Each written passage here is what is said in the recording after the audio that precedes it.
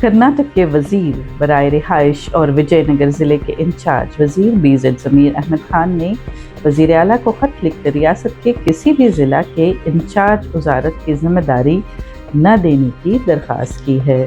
ज़मीर अहमद खान ने अपने खत में कहा कि रियासत में BBMP समेत मुख्तलिफ मकामी इदारों के इंतखाब, असम्बली के ज़िमनी इंतखाब और पार्टी तंजीमी उमूर के पेश नज़र आने वाले दिनों में उनके लिए ज़िला इंचार्ज वज़ीर की ज़िम्मेदारी निभाने के लिए वक्त नहीं होगा।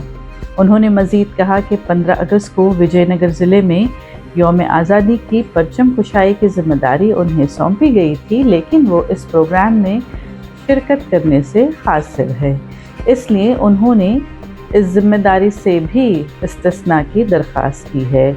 खत में ये भी बताया गया है कि उन्हें विजयनगर में खुश्क साली की सूरत हाल का जायज़ा लेकर रिपोर्ट पेश करने की ज़िम्मेदारी दी गई थी, जिसके तहत वो पहले ही मुतल्लिक़ा रिपोर्ट हुकूमत को पेश कर चुके हैं।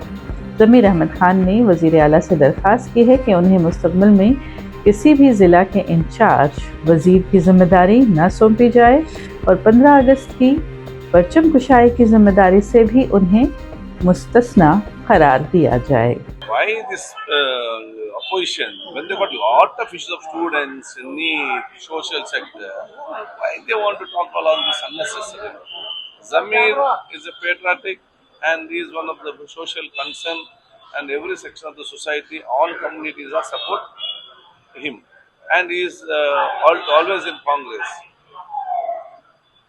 Why these want to spoil the atmosphere in this one? Are they happy by spoiling their mind and their situation? What is the intention? Let them clearly tell what is the intention.